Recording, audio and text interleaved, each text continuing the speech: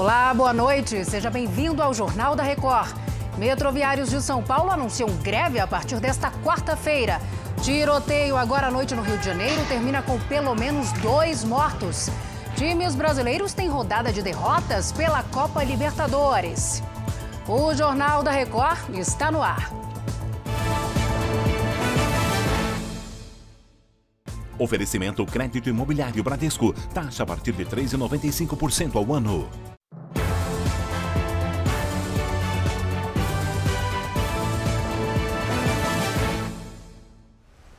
A quarta-feira promete para quem precisa do metrô. Aqui em São Paulo, 4 das 6 linhas da cidade não devem funcionar na totalidade porque os metroviários prometeram greve por reajuste salarial.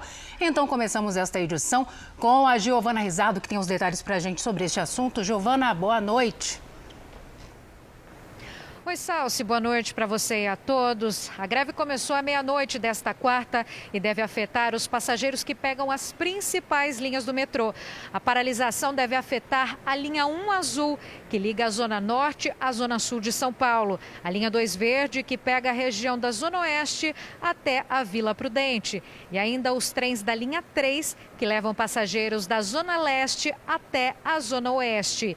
E a linha 15, que faz um trecho da Zona Leste.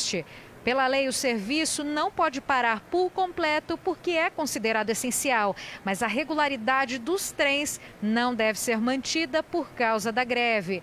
A decisão aconteceu depois de uma assembleia dos metroviários agora à noite. Eles reivindicam reajuste salarial que não aconteceria há 2 anos. O metrô não quis se manifestar. Salsi. Quarta-feira deve ser de transtorno para os paulistanos. Obrigada, Giovana, pelas informações. Um protesto fechou parcialmente agora à noite uma via de acesso à Cidade de Deus, no Rio de Janeiro. Vamos para lá conversar com Pedro Paulo Filho, saber os motivos. Oi, Pedro Paulo, boa noite para você. Oi, Salsi, boa noite para você, boa noite a todos. Olha, mototaxistas e moradores da região colocaram fogo em lixo e pedaços de madeira depois da morte de 2 homens em um tiroteio. Eles teriam morrido em uma ação da polícia em uma localidade conhecida como Giro do Cebolinha, que fica bem no acesso aqui da linha amarela, uma das principais vias expressas da cidade. Uma das vítimas seria um mototaxista. Os 2 baleados chegaram a ser levados para o hospital. Nesse momento, o acesso à linha amarela está liberado, mas a gente ainda vê muitas viaturas da PM passando por aqui e, segundo moradores, há um blindado mais à frente e houve tiroteio. A Polícia Militar está apurando o que aconteceu e esse caso também está sendo investigado pela Divisão de Homicídios. Salsi. Madrugada violenta no Rio. Obrigada, Pedro Paulo, pelas informações. Senadores criticaram a atuação do Ministério das Relações Exteriores durante a CPI da pandemia. Vamos a Brasília falar com o Matheus Scavazini. Oi, Matheus, boa noite.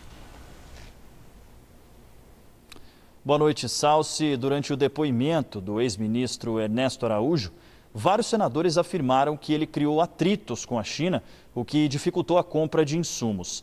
Ernesto Araújo negou que tenha criado esses atritos e disse que, quando falou em comunavírus, fazia referência a um vírus ideológico.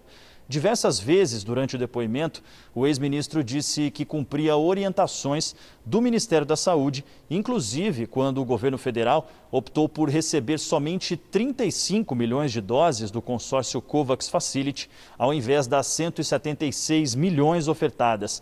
Na visão dos senadores, o ex-ministro da Saúde, Eduardo Pazuello, fica em uma situação ainda mais desconfortável para o depoimento desta quarta-feira.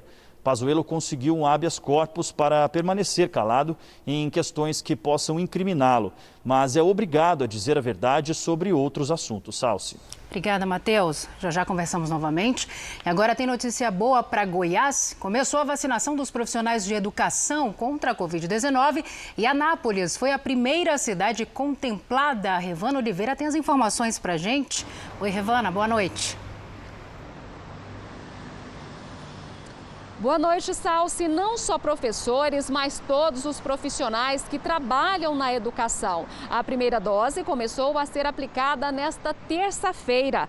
Quem trabalha na rede municipal de ensino de Anápolis já está cadastrado para receber a vacina. Os profissionais das redes estadual e privada também vão ser incluídos nos próximos dias. O objetivo é imunizar toda a categoria para retomar as aulas presenciais. A previsão da Prefeitura é que alunos e professores possam voltar a frequentar as escolas na primeira semana de agosto. Outro município goiano que começa a vacinar professores nesta semana é Rio Verde. Salsi. Obrigada, querida, pelas informações. Olha, na Bahia, a taxa de ocupação de leitos de UTI para a Covid-19 voltou a subir. Preocupante, hein? A Juliana Tourinho traz as informações para a gente, direto de Salvador. Juliana, boa noite para você. Boa noite, Salsi. O índice de ocupação nas últimas 24 horas chegou a 85% no estado. Isso depois de um período de estabilidade. Aqui na capital baiana, a situação é quase a mesma. Os números estão em 83%. Até semana passada, as taxas estavam em torno de 75%. Com o aumento de novos casos, os atendimentos nos centros especializados em gripe também cresceram 26%. A boa notícia é que Salvador começa a vacinar as pessoas com 59 anos de idade a partir desta quarta. Não precisa fazer parte de nenhum grupo prioritário nem ter comorbidades para ser imunizado. É com você, Salsi. Obrigada, Juliana. Olha, ele começou a estudar medicina aos 14 anos e acabou de se formar aos 20. Agora, o médico mais jovem do Brasil quer atuar no combate à pandemia. Veja. O jovem José Victor Menezes, de 20 anos, chamou a atenção do país pela primeira vez em 2015, quando aos 14 anos foi aprovado no curso de medicina da Universidade Federal de Sergipe, sem ter cursado o ensino médio. Na época, precisou de uma decisão judicial para cursar a faculdade. Sempre fiz muitas amizades em todos os cursos e, sobretudo, meus melhores amigos sempre foram pessoas mais velhas que eu. Sempre acreditei, saberia que ele ia até o final do curso, porque ele é muito determinado e muito focado. Não me interessa se Victor é um gênio, se Victor tem uma inteligência suprema. Me interessa que ele será um bom médico. Na semana passada, Victor se tornou médico aos 20 anos. Concluiu a graduação em 5 anos e meio. Isso mesmo, mais uma vez, Victor adiantou um pouquinho as coisas. Finalizou o curso 6 meses antes do que a maioria dos estudantes de medicina. Ainda na faculdade, o Victor sempre buscou aliar o estudo à prática. Fazia questão de dar pelo menos 3 plantões por semana. E o resultado de tanta dedicação veio. Hoje, ele é o médico mais jovem do Brasil. Victor ainda não pensou qual especialidade vai querer seguir. No momento, ele quer estar na linha de frente do combate ao coronavírus. Honra maior ainda poder carregar essa responsabilidade de cuidar da população, sobretudo da minha região. Muito legal, parabéns, Victor. E em Mato Grosso do Sul houve um aumento do número de casos de coronavírus. O estado registrou nesta terça-feira a maior média móvel de infectados desde o início do mês passado. Então vamos conversar com o William Franco, que tem outras informações para a gente da capital, Campo Grande. Oi, William, boa noite. Oi, Salsi, boa noite. Mato Grosso do Sul ultrapassou os 267 mil casos de coronavírus e já são 6.280 mortes causadas pela Covid-19. Os dados da Secretaria Estadual de Saúde mostram que a média móvel dos últimos 7 dias subiu e chegou a 1.285 casos diários. O boletim epidemiológico revela ainda aumento da quantidade de pacientes internados. Atualmente, 1.081 pessoas estão hospitalizadas. A taxa de ocupação nos leitos de UTI está em 90% no estado. Salsi. Obrigada, William. Agora a gente fala de um levantamento da Fiocruz que aponta que a maioria dos casos de Covid-19 no Ceará é da variante de Manaus. Quem tem os detalhes para a gente é o Elmar Lima. Oi, Salcio, boa noite para você, boa noite a todos. Em dezembro do ano passado, a detecção da variante P1, encontrada primeiramente em Manaus, era de 0% aqui no Ceará. Já em fevereiro deste ano, a variante já representava 71% das amostras analisadas no estado e agora é de cerca de 90%. A equipe da Fiocruz Ceará analisa mensalmente cerca de 3.000 genomas a fim de sequenciá-los e descobrir possíveis novas variações do coronavírus. A variante de Manaus é considerada preocupante pela Organização Mundial da Saúde e estudos apontam que esse foi um dos fatores principais para a segunda onda da Covid-19 no Brasil. Salsi. Obrigada, Elmar, pelas informações. E Curitiba ampliou as restrições contra a Covid-19 nos fins de semana. Diversos serviços foram proibidos de funcionar aos sábados e domingos. O Eduardo Escola tem os detalhes para a gente. Eduardo, boa noite para você. Boa noite, Salsi. Boa noite a todos. O toque de recolher foi ampliado e a circulação de pessoas nas ruas está proibida entre 9 horas da noite e 5 horas da manhã. A Prefeitura acredita que com essa medida vai reduzir acidentes e violência e, como consequência, a ocupação em hospitais. O decreto vale por 7 dias a partir desta quarta. Mercados, shoppings e lojas de rua não poderão abrir nos fins de semana. Restaurantes e lanchonetes podem funcionar no sábado e no domingo apenas com delivery, drive-thru e retirada. No Paraná, 95% das UTIs adulto estão ocupadas e quase 800 pessoas aguardam uma vaga em leito exclusivo Covid. Salsi. Obrigada, Eduardo. A população precisa se conscientizar. Nesse momento é necessário, né? Minas Gerais tem 10 pacientes menores de 18 anos internados em UTIs pediátricas com Covid-19, inclusive bebês, viu? Vamos saber os detalhes com a Virgínia Nalon agora. Oi, Virgínia, boa noite. Ei, Salso, boa noite para você, boa noite a todos. A idade dos contaminados varia entre 29 dias de vida a 18 anos. Essa foi a primeira vez que a Secretaria de Estado de Saúde divulgou o número de crianças e adolescentes internados. Até agora, o vírus matou 86 pessoas com até 19 anos no estado, sendo 26 bebês com menos de um ano, 24 crianças de 1 ano a 9 meses e 36 jovens de 10 a 19 anos. Minas Gerais tem 194 leitos de UTI pediátrica, 79 delas estão com pacientes com Covid. Salsi. Obrigada, Virgínia. E essa nova variante atinge mais jovens, né, de maneira mais forte. E olha, agora no norte do Brasil, o Pará recebeu nesta terça-feira uma nova remessa de vacinas contra a Covid-19. O Felipe Nobre tem as informações pra gente. Oi, Felipe, boa noite. Boa noite, Salsi. Foram entregues aqui no estado 187.300 doses da Oxford AstraZeneca, vacina que é produzida pela Fiocruz. A expectativa é que a distribuição das doses que chegaram nesta terça seja feita nos próximos dias para os centros regionais de saúde. Essa distribuição será feita por vias terrestres, aéreas e fluviais e vai contar com o apoio da Secretaria de Estado de Segurança Pública e Defesa Social. Cada cidade tem seu plano de vacinação e o foco de imunização são idosos, grávidas, portadores de comorbidades e para trabalhadores da saúde, como é o caso aqui da capital Belém. Segundo o Ministério da Saúde, o Pará tem 503.349 casos e 14.080 mortes causadas pela Covid-19. Salsi. Obrigada, Felipe. Agora voltamos a Brasília porque o Senado aprovou um projeto que determina a centralização das informações de pacientes de todo o Brasil. Matheus Scavazini já está aqui novamente conosco, né, Matheus? Como vai funcionar essa plataforma? Explica pra gente, por favor. Salsi, a ideia é reunir as informações tanto de pacientes da rede pública quanto da privada em um único sistema. A partir desse sistema, será possível acessar dados de prescrições de medicamentos, prontuários, além de laudos e exames. Em outro tema, os senadores também autorizaram a volta das audiências de custódia por videoconferência durante a pandemia.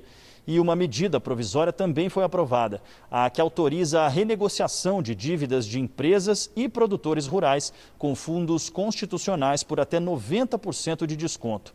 Esses 3 textos agora seguem para a Câmara dos Deputados. Salsi. Certo, Matheus, eu continuo com você para falar de outra notícia super importante, porque a Câmara também aprovou um projeto que torna mais rígida a pena para crimes de feminicídio, certo, Matheus?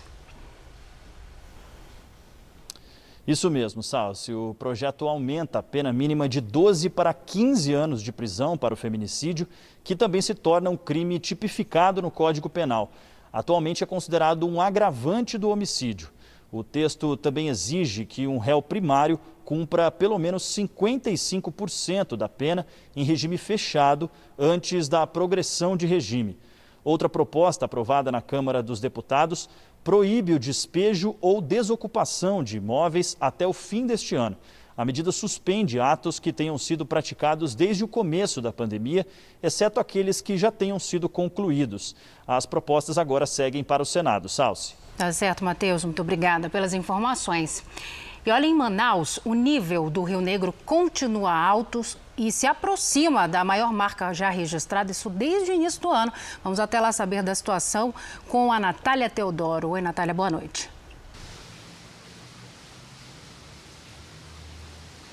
Oi, boa noite, Salsi. Nessa terça-feira, o rio chegou aos 29 metros e 74 centímetros.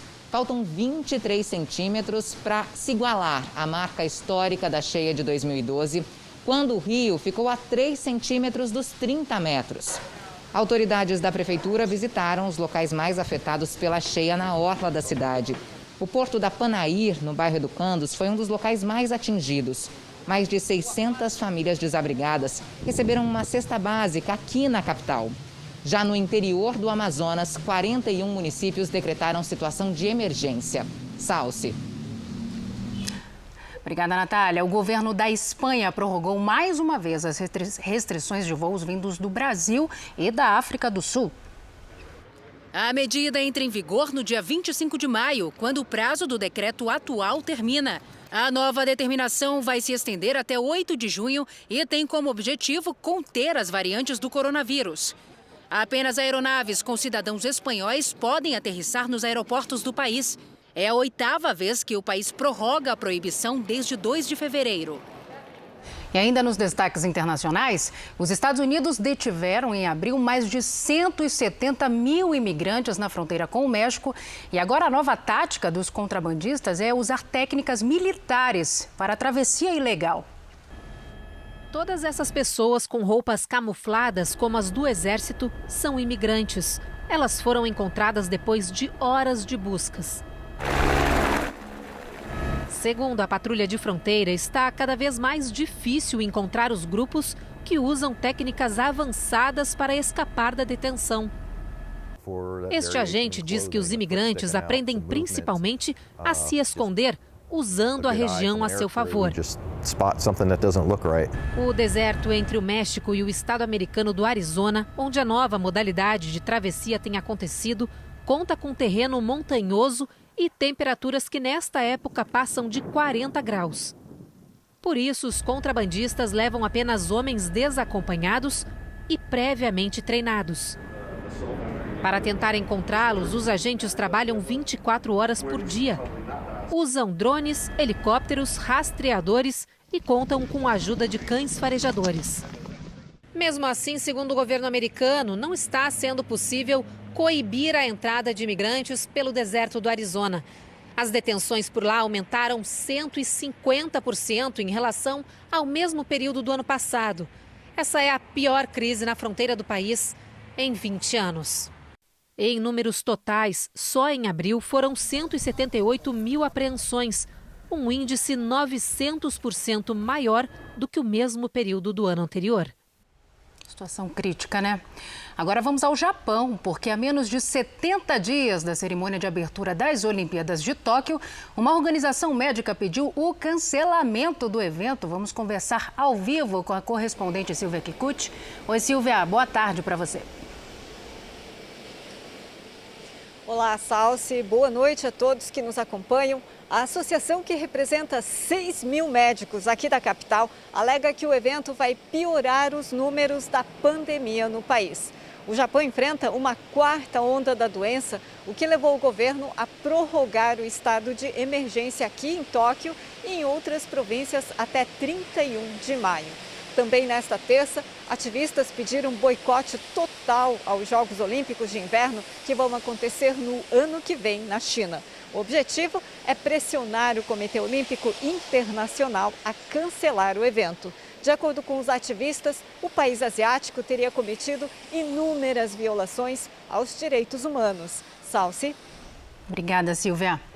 Os países da União Europeia ultrapassaram a marca de 200 milhões de doses de vacinas aplicadas contra a Covid-19. 148 milhões de pessoas já foram vacinadas em 27 países. A quantidade equivale a 1/3 da população total do bloco.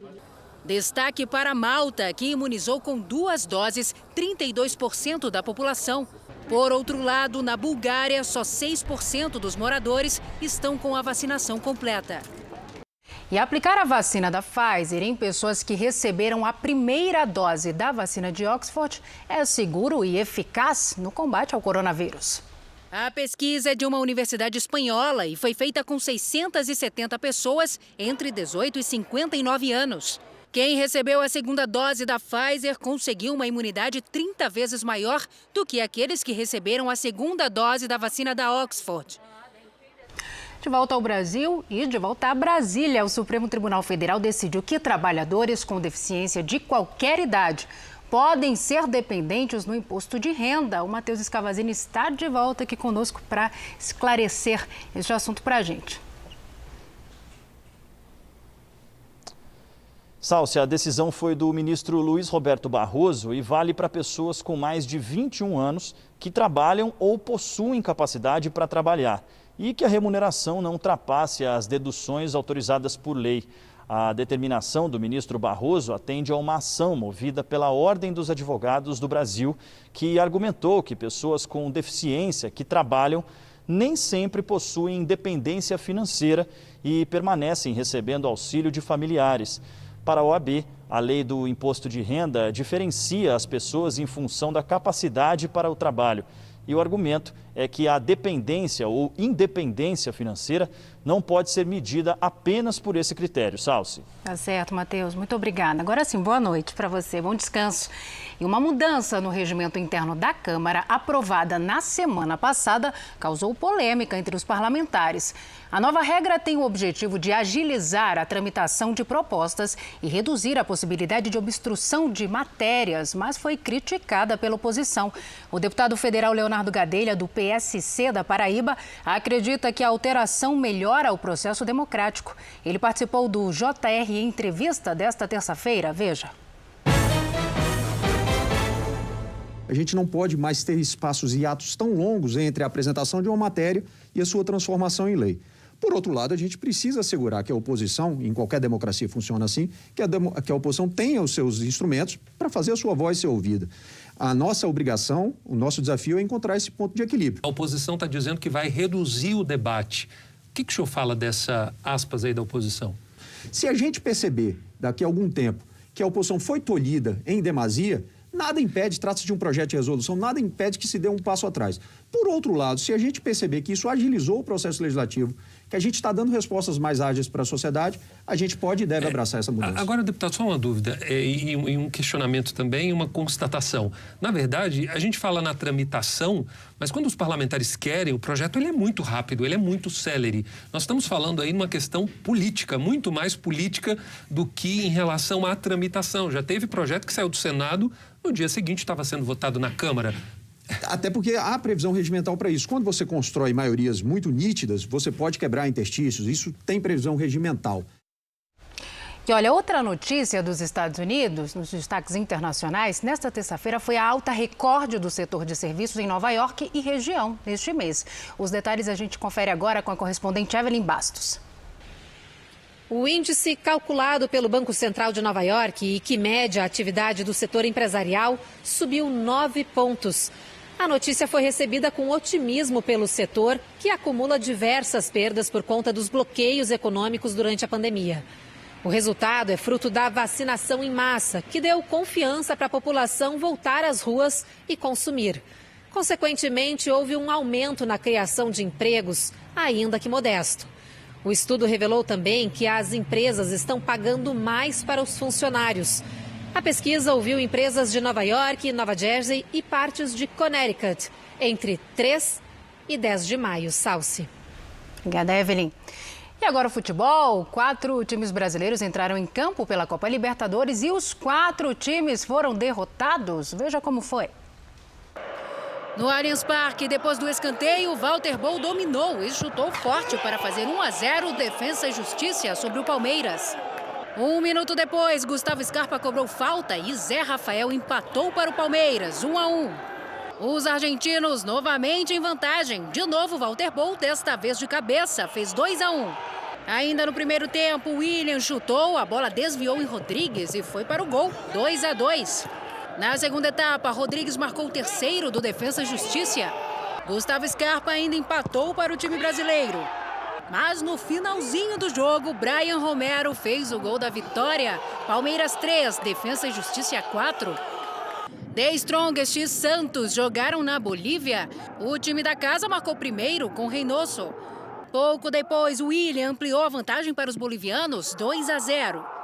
No segundo tempo, Felipe Jonathan diminuiu para o Santos, mas não evitou a derrota. The Strongest 2, Santos 1. No Morumbi, o São Paulo foi derrotado pelo Racing da Argentina. Novilho, de cabeça, fez 1-0, placar final. No Maracanã, o Fluminense perdeu para o Júnior Barranquilla, da Colômbia. Valência marcou primeiro, de cabeça. No segundo tempo, o Cetré bateu firme e ampliou.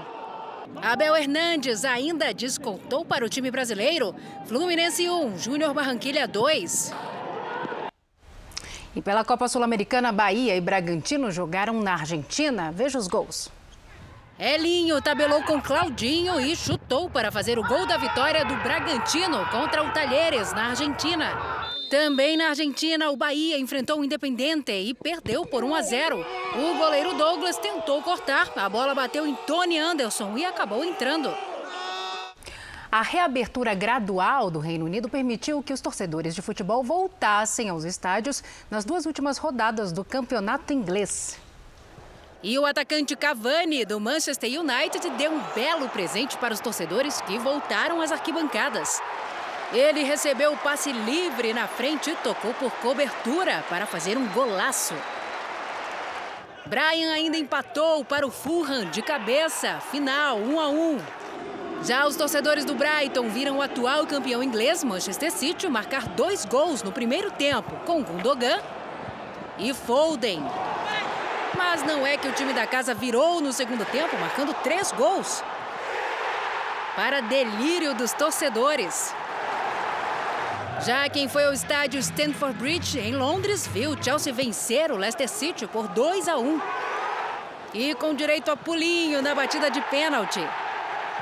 No campeonato inglês, o Chelsea é o terceiro, 1 ponto à frente do Leicester, 4º colocado. E uma biblioteca pública de Nova York fez uma bela homenagem para as vítimas da Covid-19. Uma cortina de origamis foi colocada na janela de vidro desta biblioteca pública. Desde abril, moradores do Brooklyn produziram mais de 1.000 unidades. Cada tsuru carrega uma mensagem escrita à mão. Na cultura asiática, este tipo de homenagem simboliza paz, amor, recuperação e esperança. Lindo, né? A retomada crescente da economia na Europa permitiu a realização de um tradicional festival de música na Holanda. Nesta semana, Roterdã retoma o Eurovisão, festival que foi cancelado no ano passado. Autoridades da cidade afirmam que fizeram o possível para permitir que moradores e turistas aproveitem os shows. Mas, mesmo com todos os cuidados, foram detectadas infecções em integrantes das delegações da Polônia e da Islândia. O Eurovisão é um concurso entre nações que são representadas pelos artistas.